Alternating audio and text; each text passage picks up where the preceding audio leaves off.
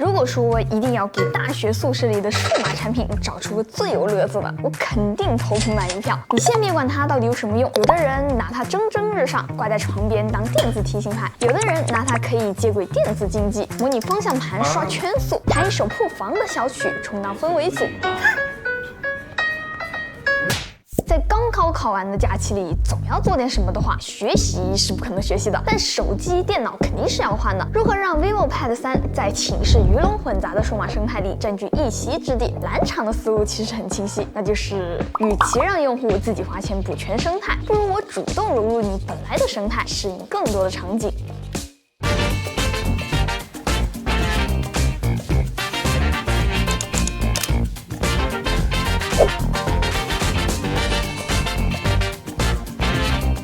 各家都在布局自己的生态，互相传输、管理文件、共享剪贴板。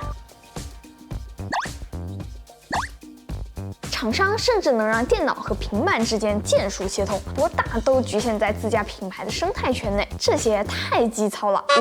vivo 这边可能是因为自己不做电脑吧，它实在是太想进步了。不管你用的是什么品牌的电脑，只要下载他们家的办公套件，就能用到几乎所有的功能，只能说我格局大了。注意，我说的是所有品牌，不只是 Windows、Mac 也一样可以。打开远程控制之后，好家伙，这不就是大伙们心心念念的触摸屏 MacBook 吗？如果你学的是音乐设计之类的专业，身边用 Mac 的室友想要给你传一份 Keynote 之类的 ，vivo Pad 3也自带一个查看器。联网转译之后，可以看很多不同种类的文件，你还不用担心 AirDrop 抽风。如果想牢牢占据自己的生态位，和其他设备的联动是加分项，影音娱乐才是基本盘。你真要说用平板看片有什么爽的，其实在尺寸上面都拉不开什么大差距。这一块屏幕的分辨率 2.8K， 搭配6扬声器，看看 B 站 4K 视频也挺有那味儿的。有了一套不错的硬件之后 ，vivo 还想在软件上面整点活，而且橘子系统的小组件真的有点东西。先讲讲这个原子放音厅啊，看似只是把几个平台的卡片堆在了一起，其实没有那么简单。如果你在路上用手机边走路边追剧，到了教室。到了宿舍，打开平板，它就会自动同步你的观看记录，点一下小组件就能接着看下去。另一个我特别喜欢的小组件是原子随身听，我有很多循环的歌单在网易云上，有几首喜欢的歌曲资源被 QQ 音乐独占了。其实直接在小组件上面就可以切换不同的音乐平台，甚至还有 Apple Music。如果你恰巧喜欢打手游，平板有一块大屏，散热比手机更充分，确实是天生游戏生体，但实际举起来就会感觉有点重，再加上搓玻璃没有什么手感，最后就会变成音游启动器。蓝厂貌似也考虑到了这一点，侧滑屏幕就能看到各种游戏工具，增强视觉，强化脚步声都不算什么了。看到这个了吗？键鼠映射，虽然没有桌面端的游戏，但我可以有桌面端的操作呀。像是热门一点的游戏啊，比如说和平精英、使命召唤都有预设，到手就可以用，也可以花点时间自己去改个键位。讲个好玩的，这一套预设里面，蹲下是使命召唤默认的 C， 卧倒是战地默认的 Z。好家伙 ，vivo 的工程师还是个双料特工。虽然说现在的安卓平板离专业生产力还有一定的距离，但当个赛博笔记本还是没有问题的。vivo Pencil 2S 多了2枚实体按键，下边的这一个双击可以切换工具，免得你老是在屏幕上面戳来戳去的。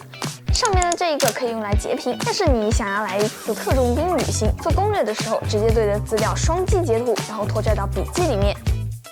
哦，对了 ，vivo 默认的备忘录叫原子笔记，第一次接触的人可能都不知道这些图标是干什么的，但它的美观性和可玩性是真的很高。就算你懒得折腾，也有一些好看的模板。vivo 还把自家的蓝星大模型给整合进去了，你可以让它帮你写一点小红书文案，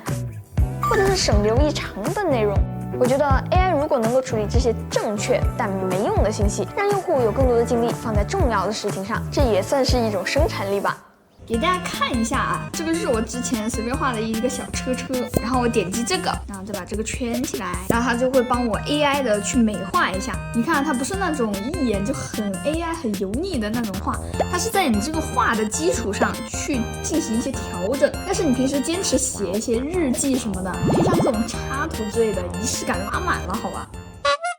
抛开配件不谈 ，vivo Pad 3在这个价位也是一台合格的平板。就拿处理器来说，高通的命名真的是越来越复杂了。以前基本上只要比一比数字的大小，可能又是加号又是 S 的，有些产品经理甚至能因为这个来吵架，就很抽象。vivo Pad 3上面用的这一颗8S Gen 3，大部分情况下就跟8 Gen 2差不多。如果你把画质拉满了，去玩原神，能跑到59帧以上。只有进城或者是刷野怪的时候，才会有小幅度的波动。就算打和平暖暖，选的还是雨林这种钢枪图，它也能稳住90帧，最高温度也跟手掌差不多。总的来说呢，用了一段时间，我感觉与其说它是一台平板，不如说它是一台